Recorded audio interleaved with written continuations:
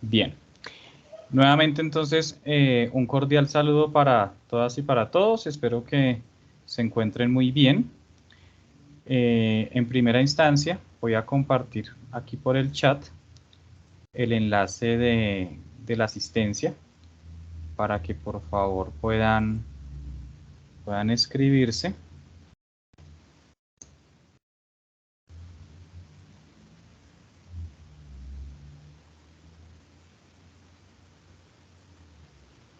Entonces, acaba de ser compartido con ustedes ese enlace. Vamos entonces a compartir la pantalla. Permítanme un momento.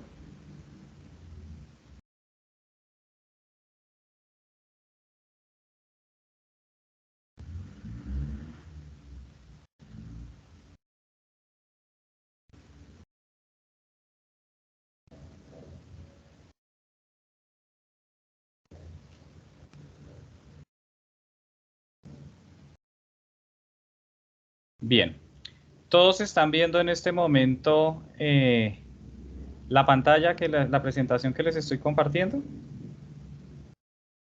Sí, señor, relatividad especial. Ok. Entonces, bueno, para que tengamos en cuenta un aspecto bien importante, y es la clase pasada, el CIPAS pasado, estuvimos haciendo una revisión de lo que eran, pues bueno, los objetivos de aprendizaje que nosotros trabajamos en este tema de la relatividad especial. Veíamos los enunciados de la relatividad especial en donde teníamos claro que en el primero se hablaba de la invariancia que tenían las leyes físicas independiente del marco de referencia, siempre y cuando estén con una velocidad constante. ¿Eso qué significa? Que si yo estoy aquí en mi cuarto, aparentemente en reposo, y pasa afuera una persona en un vehículo moviéndose con velocidad constante, las leyes de la física que la aplican para él son las mismas leyes de la física que aplican para mí. Eso pues hablaba el primer postulado. El segundo era un tema de bastante interés y controversia que, como les decía, al sol de hoy tenemos pues aún personas intentando hacer que este postulado no sea cierto, pero pues no lo han logrado. Y nos habla que la velocidad de la luz es invariante. ¿Qué significa? Que la velocidad de la luz no depende de si la persona se va moviendo o está quieta, en pocas palabras. Para cualquier persona, la velocidad de la luz siempre va a ser la misma, la cual tiene un valor aproximado de 3 por 10 a la 8 metros por segundo. En este sentido, pues hablábamos que el movimiento era algo relativo, ¿no es cierto? Donde decíamos, bueno, aquí hay una persona en un computador, aparentemente esa persona está quieta, pero la verdad es que si bien para nosotros puede estar quieta o para alguien que esté ahí en el cuarto con él, para una persona que esté en el espacio, esa persona se está moviendo porque viene girando con la Tierra, ¿no es cierto? Y entonces, pues eso significaba que nosotros hacíamos como una especie de equivalencia de velocidades, donde decíamos la velocidad depende pues de quién la mida, ¿no es cierto? Yo podía tener, por ejemplo, el caso de una persona como la que estamos viendo acá, la cual se está moviendo con diferente velocidad para alguien que esté en la tierra, para alguien que esté en la plataforma o para alguien que se vaya moviendo con él. ¿No es cierto? Eso pues digamos que era lo que nos hablaba este tema de los marcos de referencias. Hacíamos ciertas consideraciones teniendo en cuenta estos postulados, lo cual nos decía que si yo tengo una persona que está en movimiento y una persona que está aquí quieta, el tema de que la luz fuera constante implicaba que los eventos que para un observador podían ser simultáneos, para el otro no lo podían ser. Es decir, va a haber una persona que en estos casos,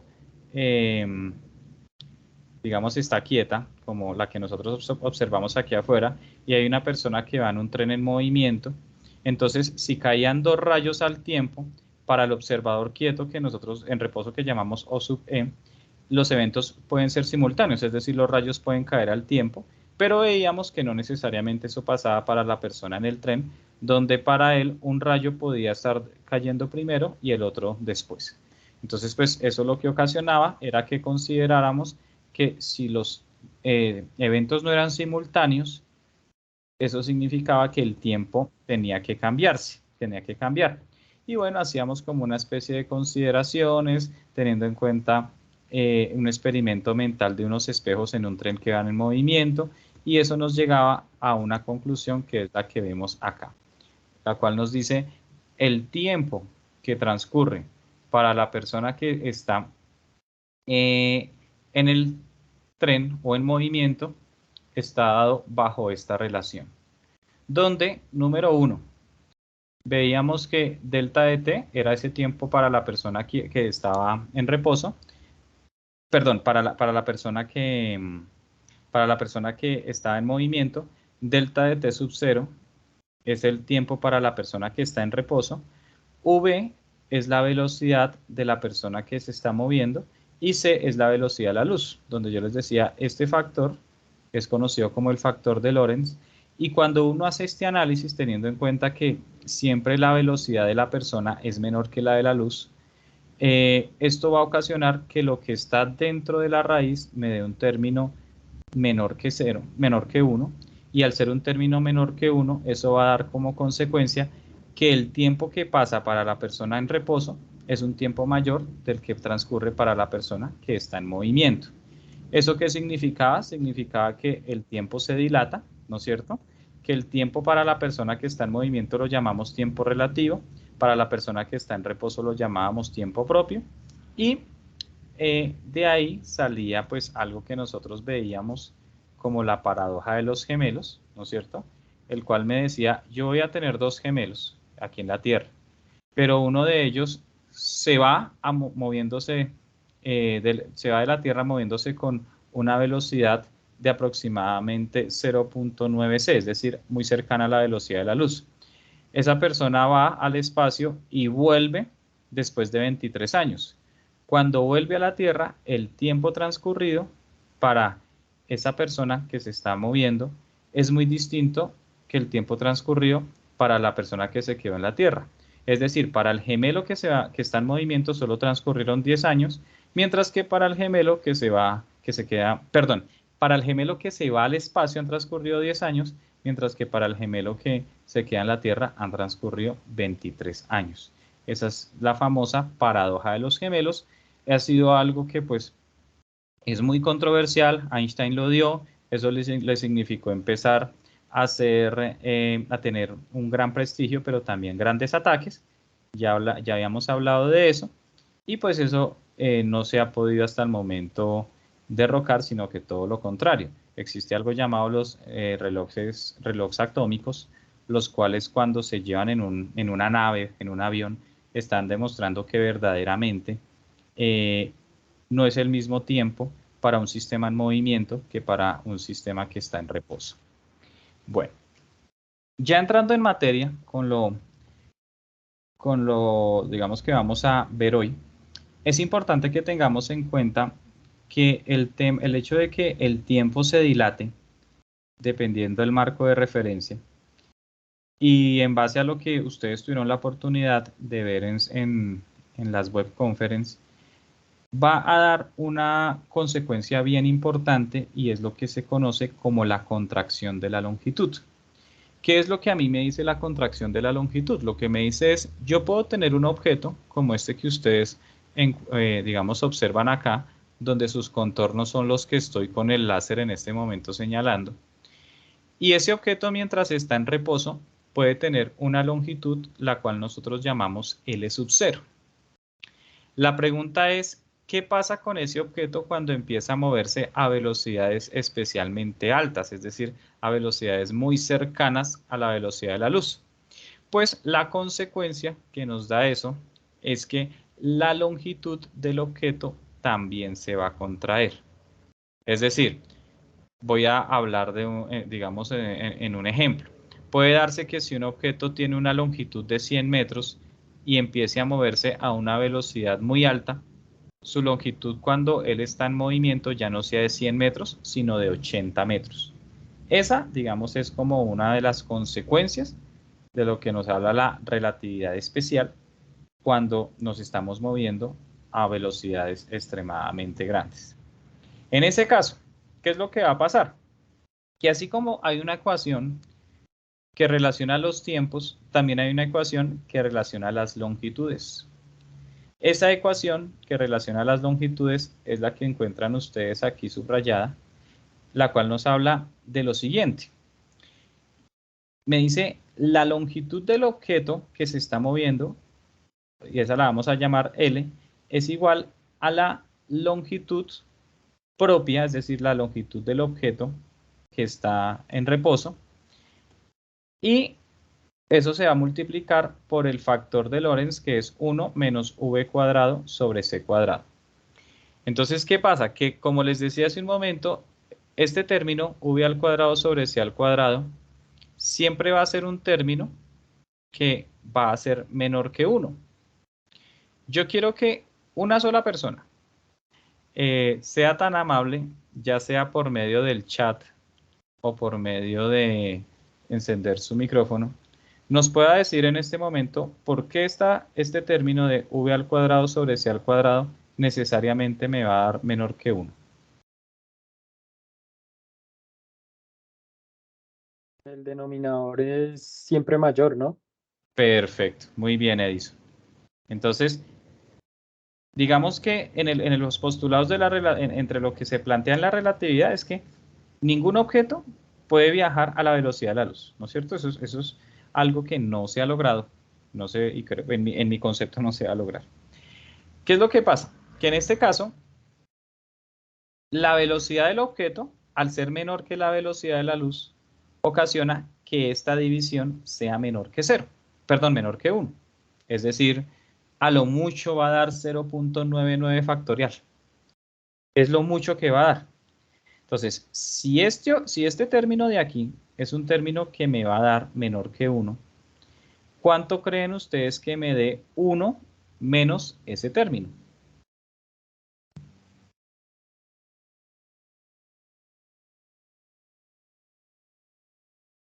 No sé, valores del 0.7, por ejemplo, 0.6. Exacto, o sea, me va a dar un valor también entre 0 y 1, Sí, ¿no es cierto?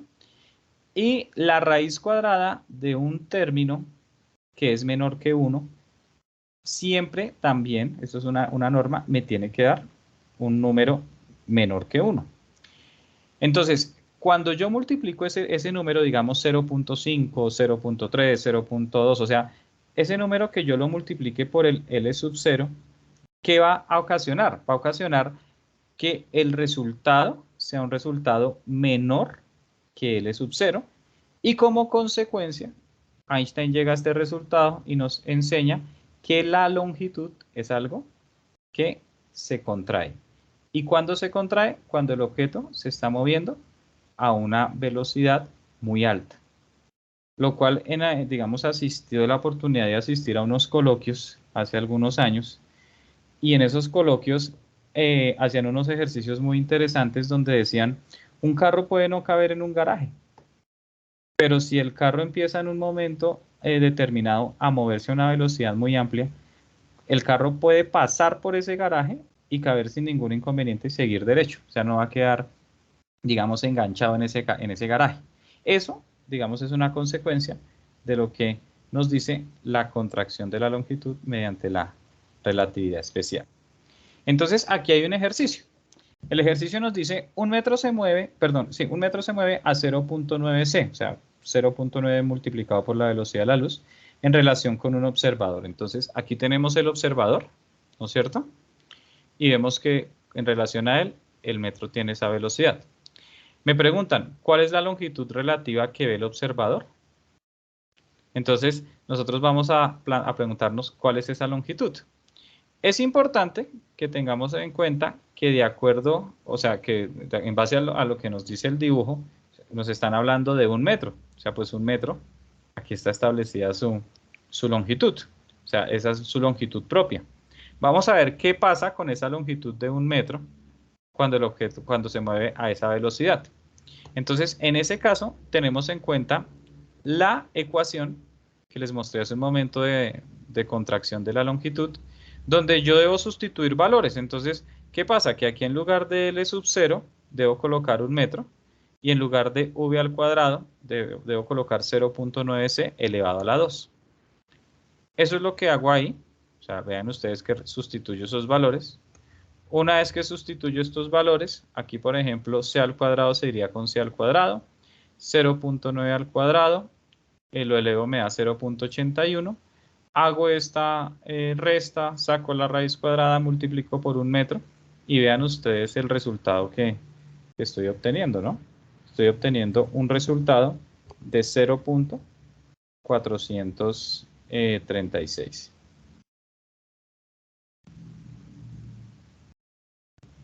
Este es el resultado. Entonces, por favor, contéstenme una cosa. ¿El objeto aumentó o disminuyó su longitud? Disminuyó. Disminuyó, ¿no es cierto? Sí. Dime. Disminuyó. Claro, pasó de ser 100 metros a ser ¿cuánto? 43. 43.6 centímetros. Es decir, si una persona se fuera moviendo en este medio de transporte, para esa persona el metro sigue midiendo 100 centímetros. Pero para la persona que está quieta, el metro no tiene una longitud de 100 centímetros, sino de 43.6.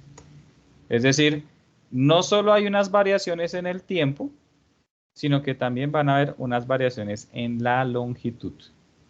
Y eso es lo que nos está diciendo en ese momento la relatividad especial. Razón por la cual ustedes tienen, chicos y chicas, un ejercicio importante, que era el de Google Earth, al cual pues ya que traigo el tema a colación, quiero recomendarles, súbanlo al foro, porque muchas personas no lo han subido y es importante hacer la retroalimentación. Entonces recuerden que en la retroalimentación a ustedes les decían, obtenga en Google Earth el punto donde está su casa, el punto donde está la alcaldía y mida la distancia. Cuando usted en Google Earth mide esa distancia, yo quiero que usted me conteste algo y me voy a devolver aquí un momento. Usted en ese momento con Google Earth está obteniendo la longitud propia o la longitud relativa.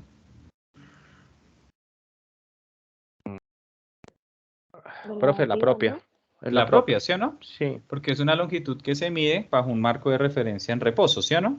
Sí. Ahora, les dicen a ustedes, suponga que usted pasa con una velocidad, ¿no es cierto? Ahí le dan un valor, y ese valor es un valor elevado. Le piden que calcule la nueva longitud. ¿Cuál será la longitud que usted ahora debe calcular? La longitud relativa, la que La es... longitud relativa. Entonces, ¿cómo se usa esa ecuación? Ahí es donde usted debe aplicar este procedimiento, que es muy similar al que está en la actividad de Google Earth. ¿Estamos o no estamos?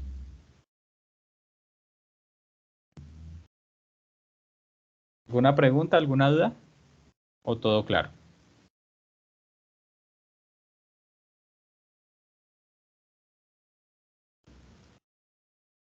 Bueno, veo que en el chat están tímidos.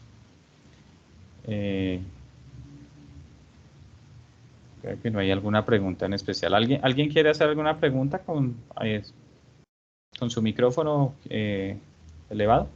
Igual en el ejercicio que tenemos de Google Earth es fácil de comprobar cuando tenemos la distancia de la propia, con el Sí, resultado nos tiene que dar menor. Y ahí claro. sería que nos da, o sea, estaría bien. Eso que estás diciendo es un aporte muy importante, John. O sea, prácticamente yo me voy a dar cuenta que está bien, porque la longitud propia tiene que ser menor que la longitud que se establece en Google Earth. Bien.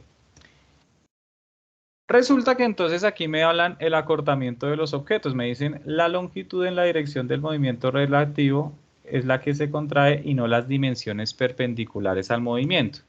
¿Qué significa eso?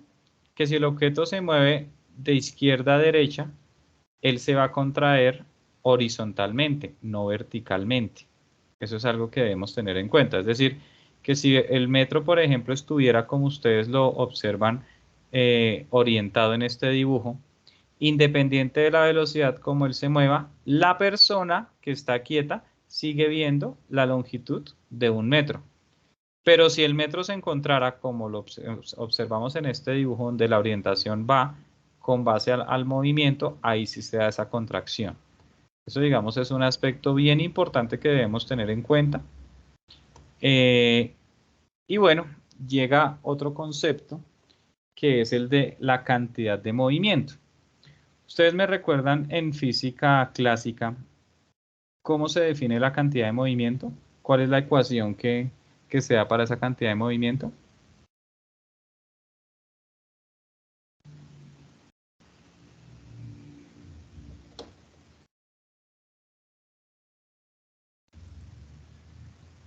Entonces recuerden que esa cantidad de movimiento, E igual a m por b, creo. muy bien, nosotros la llamamos ρ generalmente Ah, sí, sí, sí. y decimos Y más que ahí es el producto de la masa del objeto por la velocidad con la que él se mueve. ¿No es cierto? Eso es, digamos, lo que uno establece en la mecánica clásica cuando habla de la cantidad de movimiento. Y ahí uno habla de los choques, de la conservación de la cantidad de movimiento. Pues resulta que acá, cuando hablamos de la ecuación relativista, nosotros debemos tener muy presente que ya no hablamos de ρ igual al producto de la masa por la velocidad, sino que esa cantidad de movimiento se define en términos de esta ecuación, donde m sub 0 es la masa que hace referencia al objeto en reposo. Entonces tengamos en cuenta algo, la masa también sufre una transformación, no es la misma masa del objeto cuando está en movimiento a cuando está en reposo. Entonces aquí me dicen, listo, vamos a tener una masa, que es la masa en reposo, vamos a tener la velocidad con la que el objeto, el objeto se está moviendo y el mismo factor de Lorentz, el cual pues digamos se ha venido usando tanto para la contracción de la longitud, ¿no es cierto? El cambio en el tiempo, aquí también se va a hablar de una cantidad de movimiento relativista. Recuerden que en el tema del tiempo se hacía delta de t sub 0 dividido esta raíz. En el tema de la longitud se multiplicaba la longitud propia por esa raíz. Aquí se vuelve a dividir, ¿sí? Y entonces nosotros pues aquí vamos a revisar que hay esa diferencia con la mecánica newtoniana. Y yo quiero que ustedes me digan una cosa. Ustedes que ya han visto límites. Vamos a suponer una velocidad como la que, digamos, nosotros solemos tener. Una velocidad muy baja en comparación a la velocidad de la luz.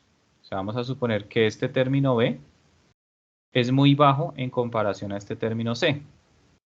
En ese caso, cuando nosotros tenemos en cuenta el cálculo diferencial, podríamos pensar que esto tiene una tendencia, digamos, de acuerdo a lo que son los límites infinitos. ¿Alguien me podría decir esta división a qué tendería?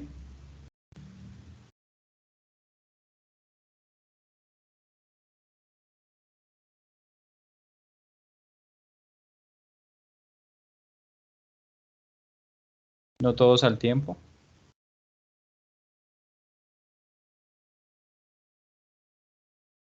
Entonces, esta división tiende a 0.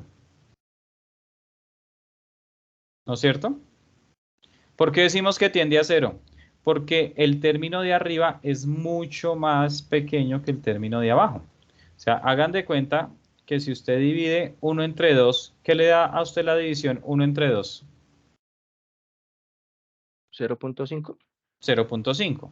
Ahora, digamos que usted ya no divida 1 entre 2. Digamos que ahora usted va a dividir 1 entre 10. ¿Qué nos da 1 dividido entre 10?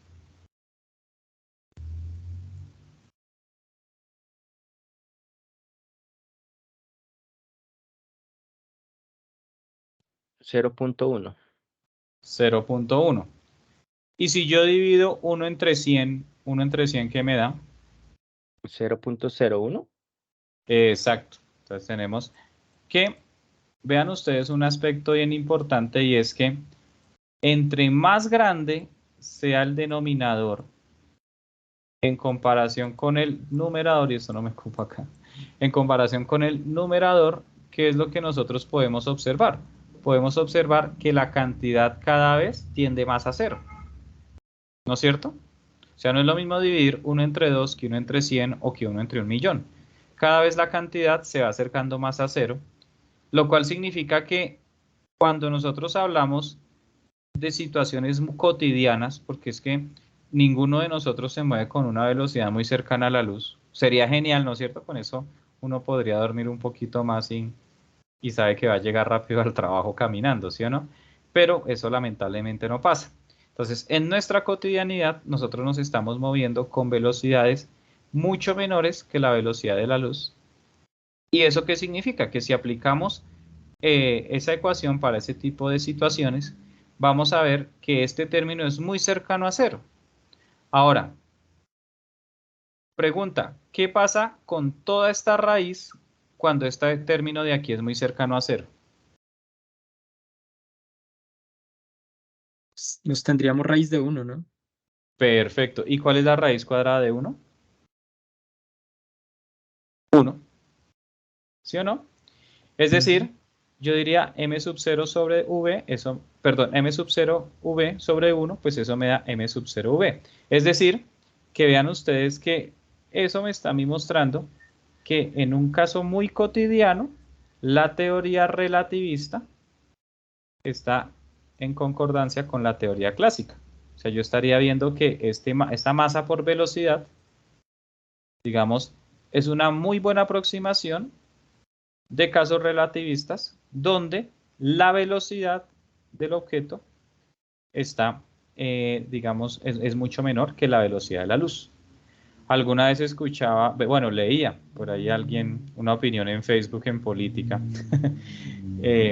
Perdonen que traiga el tema, pero pues es que fue bastante gracioso donde la persona decía que las opiniones de Petro y Uribe eran tan distantes como la física clásica y la física relativista.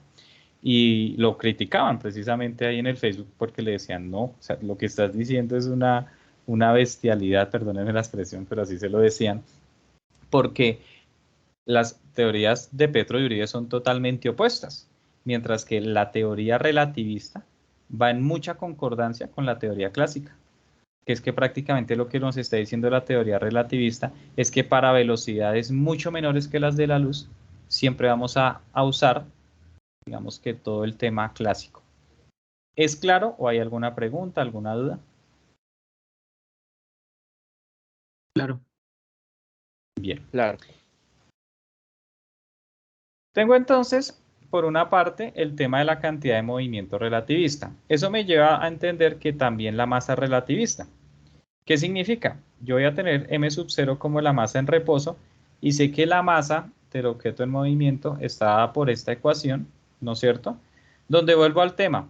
Cuando nos movemos con velocidades mucho más bajas que la de la luz, prácticamente este término de abajo es 1, y entonces vamos a decir que la masa en reposo es la misma masa en movimiento.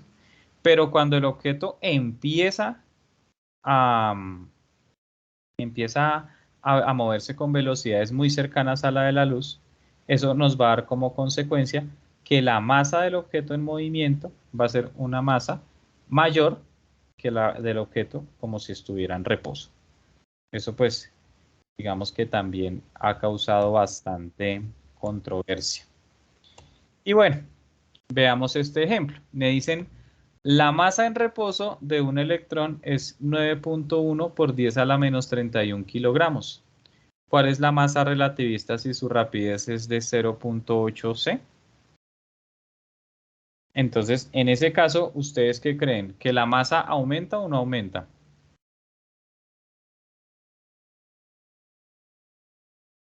Según lo que acabamos de ver, no debería aumentar, ¿no? Porque era m ¿Por por qué? b al final. No, claro que sí aumenta porque mira, Uy. tenemos esta ecuación, ¿no es cierto? Ujú. Y entonces, esta ecuación, digamos que nos muestra un aumento cuando la velocidad es muy cercana a la de la luz. Entonces, cuando a ti te dicen una velocidad de 0.8 Ah, c, sí, sí, claro. significa que tú multiplicas la velocidad de la luz por 0.8 y te va a Y dar es un valor cercana. elevado, ¿no es cierto? Exacto. Entonces, aquí nosotros vamos a decir que eso sí pasa. Y claro, vean, nosotros aplicamos la ecuación donde tenemos la masa del electrón en reposo, tenemos la velocidad, hacemos todo el procedimiento y vamos a encontrar que aumenta, pues digamos que no el doble, ¿no es cierto? Pero sí aumenta un 67%. Entonces, ¿qué significa eso? Eso es una consideración que en mecánica cuántica, la cual pues más adelante van a ver una pequeña introducción, pero es una consideración que se hace porque resulta, chicos y chicas, que el electrón es una partícula que se mueve con velocidades muy, pero muy altas. Al punto que hay un punto de quiebre entre la mecánica cuántica y la relatividad, porque como les decía, en la relatividad se postula que nada puede viajar a la velocidad de la luz, ni mucho menos a una velocidad mayor. Mientras que algunos físicos cuánticos, debido a la observación de fenómenos donde en algún momento no se encuentra la posición exacta de un electrón y de un momento a otro se encuentra en un punto, han llegado a considerar teorías como, por ejemplo, que el electrón se mueva a velocidades infinitas. Eso tiene un nombre, dice el de teleportación cuántica. Pero bueno, hablemos, digamos, desde un punto de vista relativista donde suponemos que el electrón se está moviendo a una velocidad muy, pero muy amplia. Entonces, ¿qué es lo que se plantea? Que en un marco de referencia donde yo me estoy moviendo con el electrón, con ese tipo de velocidad, en ese marco de referencia, la velocidad del electrón es mayor que la velocidad, no, sino la masa del electrón es mayor que la masa que yo soy capaz de medir en el electrón si él estuviera quieto. Bien, ¿hasta el momento hay alguna pregunta?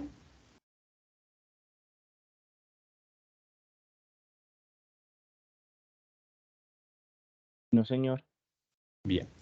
Como consecuencia, nosotros tenemos que la masa y la energía en la teoría especial de la relatividad ya no van a ser considerados como entes separados, sino que se va a empezar a pensar, o se empieza a pensar, que la masa y la energía son una sola entidad. Y eso fue un tema muy interesante porque esto, pues tristemente para lo que están aplicando hoy en día, llevó a generar lo que es la física nuclear, en donde Einstein dice, no, es que la masa es energía. Y lamentablemente, pues se está usando para lo que es el tema de las armas nucleares, en donde se coge el núcleo de un átomo, ¿no es cierto? Se realiza una desintegración y al desintegrar prácticamente se aprovecha esto en energía para construir lo que hoy se conocen como armas nucleares. Pero es importante que tengamos en cuenta que eso no solo se usa ahí, ¿no? Eso que Einstein planteó desde su teoría especial de la relatividad se ha planteado para digamos, generadores de energía limpia. Y pues sería un tema muy interesante, ¿no? El poder uno usar, digamos, manipular la masa para generar energía sin necesidad de estar acudiendo solo a lo que es el petróleo y el carbón. Marie Curie, que fue una física también muy conocida, aplicó eso en lo que fue la creación de diferentes elementos radiactivos y pues eso hoy en día se usa mucho en hospitales. Gracias a eso es que hoy en día se puede, digamos que, determinar muchas enfermedades, hacer varios exámenes médicos. Entonces, ¿qué es lo que pasa? Que en este sentido, la energía se considera desde dos aspectos. Un aspecto en el cual nosotros decimos la energía viene a ser la suma de una energía que el objeto tiene en reposo. Bueno, todos nosotros tenemos un cierto tipo de energía en reposo y una energía que nosotros tenemos en movimiento. La energía en movimiento es lo que está aquí escrito como ρ al cuadrado por c al cuadrado, o sea, la cantidad de movimiento clásica al cuadrado por la velocidad de la luz al cuadrado. Y la energía que nosotros tenemos en reposo es nuestra masa cuando estamos quietos por la velocidad de la luz al cuadrado. Eso digamos que es una ecuación a la que Einstein llegó y es posible obtener la famosa ecuación de energía E igual a mc al cuadrado, donde esta m siempre, digamos, es la m sub 0, o sea, la masa del objeto que está en reposo. ¿Qué nos dice entonces esto? Que todo objeto en reposo tiene esta energía. Todo objeto en reposo siempre va a tener esa energía. Y lo que les decía, a partir de esa ecuación, es que se han generado distintas disciplinas. Ojalá que más adelante nos demos cuenta que sería un error que sigamos usando esto para fabricar armas. Bien, entonces pues lo que les decía, esta masa pues hace referencia a, digamos, a la masa del objeto en reposo. Me dicen un bloque de 1 kilogramo sobre una masa tiene una energía de sub 0 y masa m sub 0 relativas a la mesa. Entonces, tal como se ve aquí en el dibujo. Entonces, en ese caso, yo voy a hablar de la energía en reposo como el producto de esa masa, o sea, la masa propia, sería 1 kilogramo, por la velocidad de la luz al cuadrado. Y eso me da el resultado que ustedes van a encontrar acá. La energía total, ya saben que entonces en el caso de la energía total, ya sería la energía del objeto que se encuentra en movimiento menos la energía del objeto que está en reposo. Y bueno, aquí me dicen cuál es la energía cinética de un protón que viaja a 0.8 C. Entonces ahí es donde yo digo, listo, lo primero que yo debo tener en cuenta es la masa de ese protón cuando el objeto está en movimiento.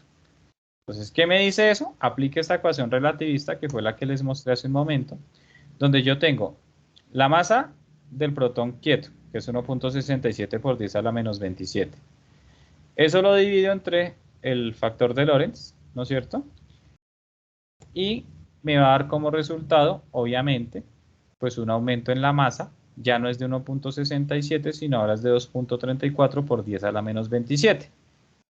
Entonces tenemos ese aumento de la masa y vamos a decir que la energía cinética del objeto va a ser la relacionada con su movimiento y con su reposo. Entonces por eso se hace esa resta de esas masas, obteniendo esa energía cinética relativista. ¿Hay alguna pregunta, alguna duda hasta el momento?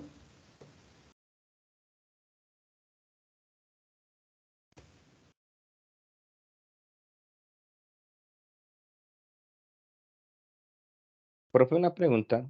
Claro, ¿La masa, cuéntame. la masa en el espacio es mayor o menor de lo que pesa uno en la Tierra? ¿O No, de qué depende? cuando tú vas al espacio, recuerda que tu masa, bueno, digamos que hablando coloquialmente, porque obviamente hay unos factores ahí más allá que van a intervenir, pero clásicamente y coloquialmente la masa viene a ser la misma. Recuerda que lo que cambia en el espacio no es tu masa, sino tu peso. Ah, ok. Entonces, por ejemplo, yo puedo tener aquí una masa de 90 kilogramos, lo cual aproximadamente me da un peso de 900 newton. Pero si yo voy a la Luna, donde la gravedad, la aceleración gravitacional es una sexta parte, entonces ya mi peso allá no serían 900 newton, sino que serían aproximadamente 150 newton, ¿no es cierto? Sí. Sin embargo, mi masa sigue siendo la misma. Ahora, ¿qué es lo que cambia? Que si yo voy a la Luna y en la Luna mi masa, empiezo a moverme con una velocidad muy, pero muy grande, digamos una velocidad muy cercana a la de la luz, claro que en ese caso mi masa va a cambiar. Entonces, ¿Aumenta? claro, la masa va a aumentar. Entonces, ¿qué es lo que se esperaría? Que tú pudieras alcanzar, moverte a una velocidad de tal manera que tu masa aumentara y como consecuencia tu peso también aumenta, porque recuerda que el peso no solo depende de la aceleración gravitacional, sino también depende de la masa. Entonces, en condiciones donde estamos en reposo, mi masa no cambia aquí, ni allá en el espacio. Pero mi masa va a cambiar de acuerdo a esta teoría especial de la relatividad cuando yo aumento mi velocidad. ¿Es clara la aclaración que te doy? Sí, señor. Pero entonces la masa es como inversamente proporcional al tiempo y a los temas de... O sea, el tiempo y son... disminuyen Sí, o cuando... sea, pero, ¿cómo claro, sería ahí? tienes toda la razón, porque es que cuando empiezas a moverte con unas velocidades muy elevadas, el tiempo disminuye para ti, ¿no es cierto? Sí, Pero ¿qué es lo que está aumentando? Tu masa. ya. Entonces, en ese momento, ahí es donde uno dice, digamos, para un observador en reposo, tu masa está aumentando, ¿no es cierto? Y el tiempo es un tiempo distinto, ¿no es cierto? Es un tiempo menor. Ah, Entonces, listo. mira que es una muy buena conclusión a la que llegas. En Sí. esos casos hay una relación inversa porque cuando el tiempo está en este caso disminuyendo, la masa está aumentando. Listo, señor, gracias. Ok. ¿Hay alguna otra pregunta, alguna otra duda? No sé si tengan alguna duda en relación al taller que están haciendo. Pues digamos que intenté que los dos temas, tanto el del CIPAS anterior como el de hoy, les sirviera para la realización de sus ejercicios. No sé si hay alguna duda. Profe, usted no me puede guiar a mí, o bueno, a todo el grupo. Es que yo ya tengo Ah, adelantado todo, pero es que estoy buscando para el ejercicio número 5 dinámica relativista, donde me habla de un detector de vehículos, pero hoy él estaba mirando también algunas web y cipas grabadas, pero no estoy como, no sé si me pueda guiar en ese punto. sí, De la- y en el detector de vehículos, ¿a qué te refieres? a todo no lo entendí. No sé qué debo aplicar ahí, porque la verdad sí me perdí en ese ejercicio. Porque digamos, yo ya tengo adelantado en el foro, pues todos mis aportes hasta el ejercicio 4 pero en el 5 pues sí me quedé como estancado, me perdí en ese sentido. Ok, permíteme un momento.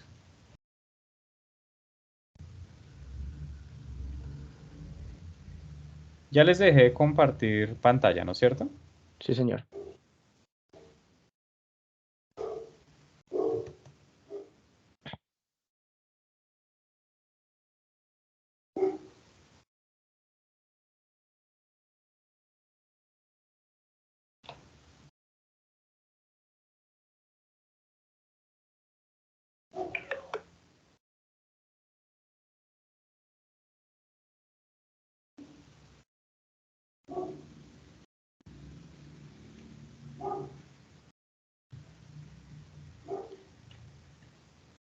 Permíteme un momento, estoy aquí cargando esto. Es que se me puso lento la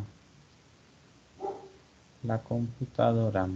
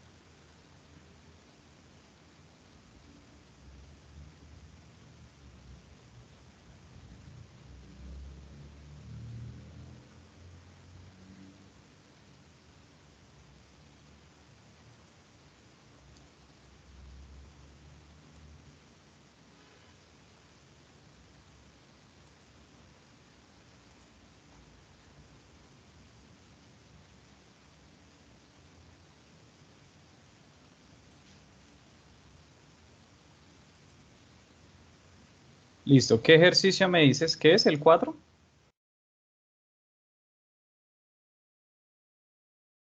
¿Me escuchas? Sí, señor, qué pena. Es el 5 el que dice El 5. un detector de vehículos por microondas emite una frecuencia de 10 y pues uno pone ahí el dígito de la cédula, ¿sí? Bueno, los dos Sí. dígitos finales. Pero pues ahí como habla de frecuencias, yo me perdí. O sea, yo he visto que hay una ecuación que podemos utilizar, pero ahí me perdí porque pues es la última parte que me hace falta. Porque todo lo estamos manejando con tiempos, con aceleración, con velocidades, pero esta frecuencia, no sé si me falta un Ok. poquito más de estudio. Sí, no, lo que pasa es que tú ahí tienes que tener en cuenta ¿qué es la frecuencia? La frecuencia básicamente es el inverso del tiempo, ¿no? Entonces a ti, por ejemplo, permíteme, voy a usar aquí una pizarra.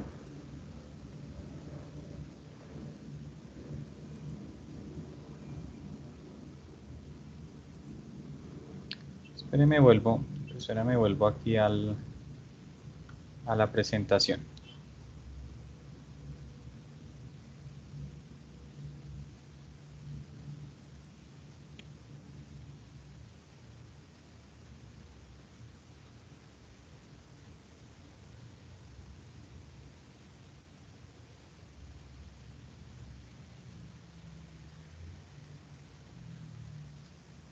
Bueno, mientras voy abriendo la presentación, yo les voy a preguntar a ustedes algo.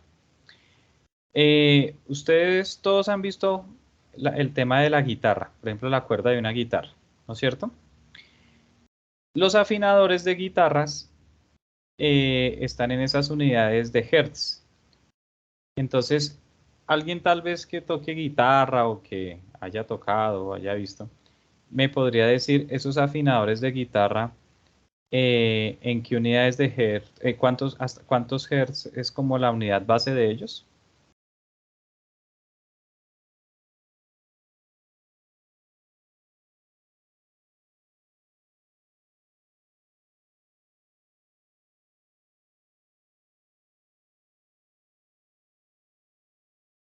¿Nadie?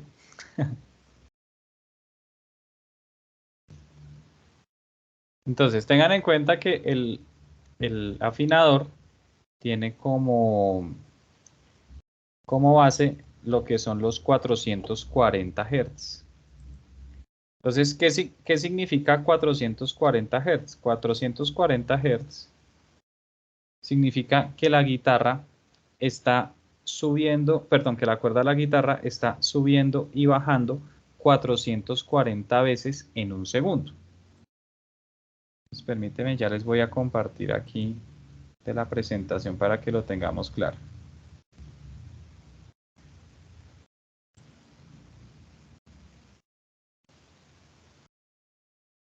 Entonces, por ejemplo, 440 Hz. ¿Todos están viendo? Sí, señor. Entonces, si a mí me dicen 440 Hz, eso lo que está significando es que hay 440 ciclos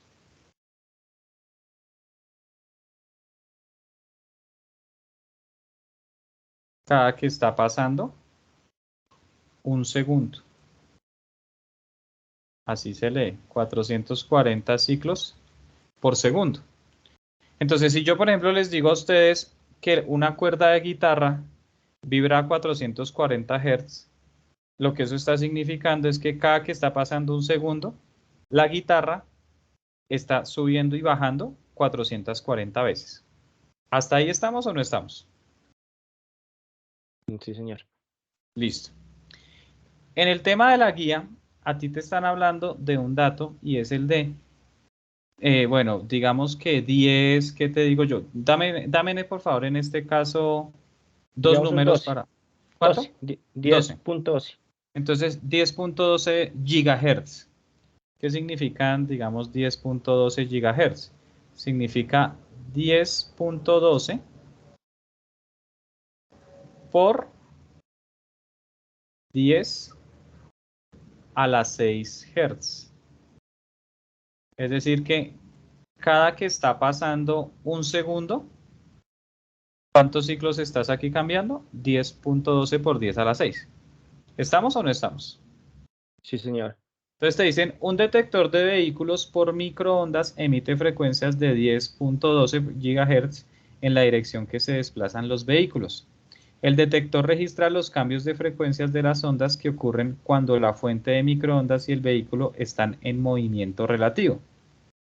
¿No es cierto? Entonces, es decir que el vehículo se mueve en relación con las ondas. Te Sí. preguntan cuál es el cambio en la frecuencia de la señal emitida si un auto se aleja a 220 kilómetros por hora y te dicen se recomienda tomar como mínimo 4 cifras decimales. Entonces, en ese caso, lo que tú tienes que hacer es tener en cuenta que para hablar de las frecuencias debes tener en cuenta el cambio en el tiempo. Y el cambio en el tiempo, recuerda que está dado por este tema de la ecuación relativista. ¿No es cierto? Sí, señor. Entonces, tú vas a decir, ah, listo. Entonces, hallo la ecuación del tiempo. Entonces, ¿qué significa que el tiempo haya cambiado? Si el tiempo cambió, ¿cómo va a cambiar la frecuencia? Pues inversamente a la frecuencia, porque recuerda que es el número de ciclos por tiempo. Ah, Entonces, listo. ¿estamos? Sí, Entonces tú dices, ah, no, listo, ya cambió a 2 segundos. Digamos, estaba en 1 segundo, cambió a 2 segundos. Entonces ahí es donde debes empezar a hacer ese juego. O sea, yo ahorita tengo un nuevo tiempo, ya no van a ser tantos ciclos por ese tiempo, sino ahora con mi nuevo tiempo, ¿cómo sería ese cambio de ciclos? ¿Estamos o no estamos? sí, señor. Bien.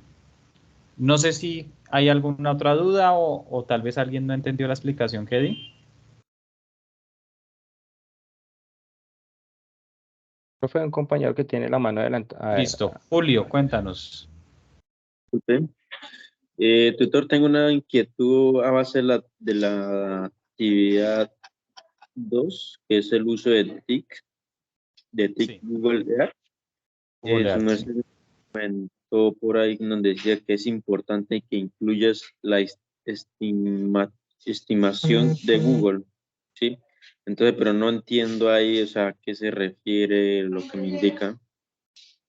Bueno, lo que pasa es que en Google, permíteme, volvemos a leer la guía. ¿En qué parte me dices tú que encontré? Ejercicios, uso de TIC Google Earth.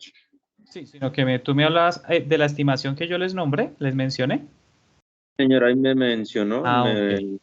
me Listo. respondió el Entonces, foro. mira, el tema es el siguiente. Voy a borrar aquí esto. ¿Qué te dice a ti Google Earth? Digamos que esta es tu casa. Tú vas a marcar tu casa, la que tú encuentras en Google Earth, con el punto, como el punto A. ¿Sí o no? Julio, ¿en qué ciudad vive? Yopal. Entonces digamos que Julio encuentra que la alcaldía de Yopal, Google Earth se lo marca en un punto B. Entonces, cuando tú por Google Earth encuentras el punto A y el punto B, tú a Google le dices, obténgame esta distancia, digamos la distancia que hay entre Yopal, perdón, entre mi casa y la alcaldía de Yopal. Voy a hacer un ejemplo. Vamos a suponer que Google te dijo a ti que esa distancia es de 600 metros. Estoy hablando incoherencias, es un ejemplo. Entonces, tenemos una distancia de 600 metros y la pregunta que yo te quiero hacer a ti es, ¿esa estimación se hace desde una persona en reposo o suponiendo que hubiera un movimiento? Ok, tutor. Entonces tú dices, digamos, lo haces suponiendo el reposo, ¿sí o no? Tú dices, ah, bueno, eso es lo que nosotros llamamos L sub 0, que sería en este caso 600 metros. ¿Estamos o no estamos?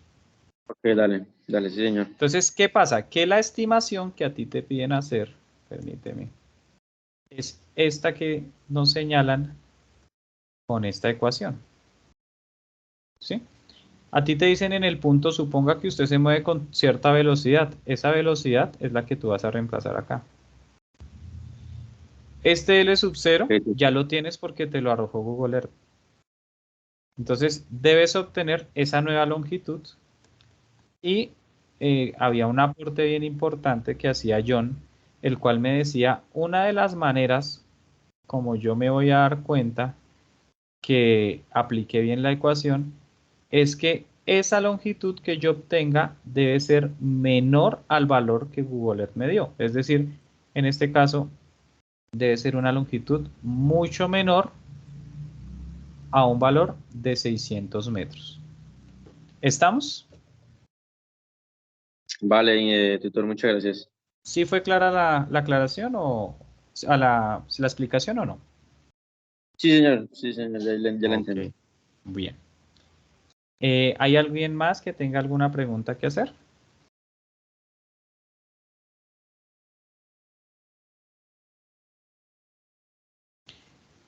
Listo, chicos. Entonces voy a dejar de grabar a partir de este momento. Espero pues que la explicación que di haya sido de su agrado, que hayan podido entender. Por favor, cualquier duda, no sé, tal vez usted ve la grabación del CIPAS, ya sean los que están aquí o las personas que lo ven en algún otro momento, y no entendieron algún punto o en algún, usted me puede escribir, me dice, vea profesor, o vea tutor, en el minuto tal, en el segundo tal, no entendí tal explicación, pues con todo el gusto me comentan y yo les colaboro. Y pues sí, la gracia es que todo esto pues ustedes lo puedan usar para la solución de su guía. Entonces pues, no siendo más, espero que se encuentren muy bien. Y bueno, recuerden que ya se acerca la hora de entregar el trabajo, así que a darle con juicio y espero las personas que no han hecho sus aportes en esta semana, que no hayan hecho sus aportes al foro en esta semana antes del jueves las puedan hacer. Espero que se encuentren muy bien y bueno, estamos en contacto. Hasta buenas noches. Vale, profe, gracias. Hasta luego. Hasta luego.